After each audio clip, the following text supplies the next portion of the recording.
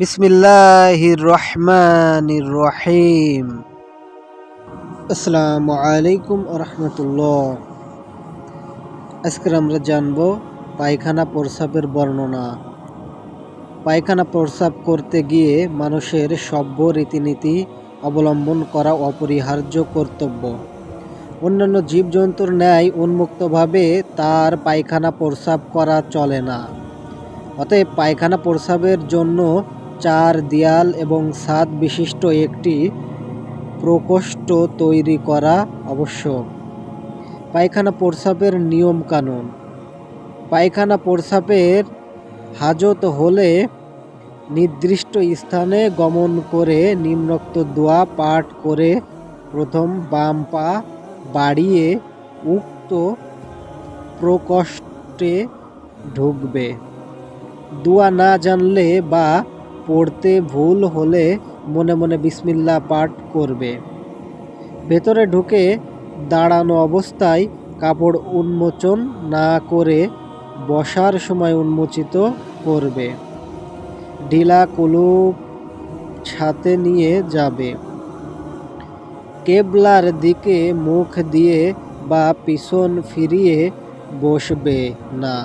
পায়খানা প্রস্রাব অবস্থায় বিড়ি সিগারেট সেবন করবে না, সেটা এমনি মাকরু তাহরিমি।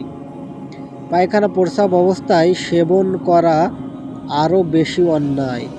পায়খানা প্রস্রাব অবস্থায় কোনো কিছু পানাহার করা, কথাবার্তা বলা, কাউকে সালাম দেওয়া না কারো সালামের জবাব দেওয়া, মনে মনে কোরআন পাঠ করা প্রভৃতি মাকরু। বসা অবস্থায় চারদিকে বা আকাশের দিকে তাকাবে না। লজ্জা স্থানের দিকেও তাকিয়ে থাকা ঠিক নয়। মনে মনে কোনো চিন্তা ভাবনা করবে না। সাথে কোরআন হাদিসের কোনো আয়াত কালাম বা আল্লাহর রাসূলের নাম লিখিত কাগজাদি নিয়ে ঢুকবে না।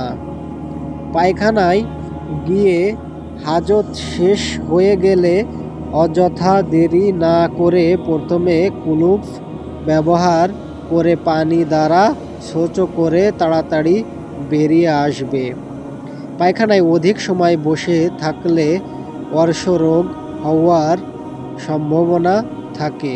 পায়খানা প্রস্রাব করার জন্য ঢোকা ও বেরিয়ে আসার সময় নিম্নোক্ত দোয়াটি পাঠ করবে।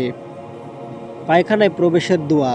আল্লাহুম্মা ইন্নী আউযু বিকা মিনাল খুবসি ওয়াল খবাইস।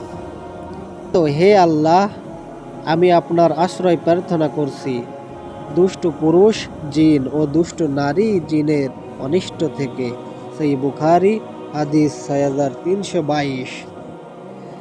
পায়খানা হতে বের হওয়ার দোয়া।